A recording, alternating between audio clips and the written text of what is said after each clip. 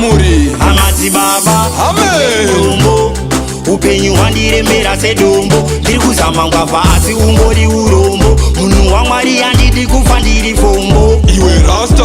iwe ndine urombo ziva kuti Mwari baba ndicho chombo ndiye munhu anokurwira mune dzese hondo ita musondozi wombosiya zvemusombo mukuda ndipfeke kemenzi here mukuda mukwende wangu ndiugere pane vanhu vari kuda utaike njere chinyarara inini ndikuudze zvizere ndiri kuona muhodhi makagara chembere ine 4 mazizi pamwe chete nebere vamuprofita musandinyepere kana iri idi kwaidi mberi nevhangere Madzibaba ndipei nhombo upenyu hwandiremera sedombo ndiri kuzama ngwavha asi ungori urombo munhu waMwari handidi kufa ndiri fombo iwe rasta iwe ndine urombo ziva kuti Mwari baba ndicho chombo ndiye munhu anokurwira mune dzese hondo ita musondozi wombosiya zvemusombo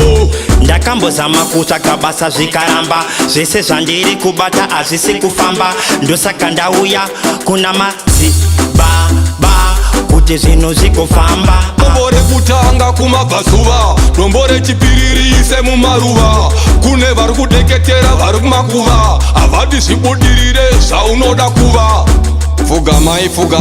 pfugamai mugwanza iyo uya nembiya ndaudirwa magate oyu ndamagate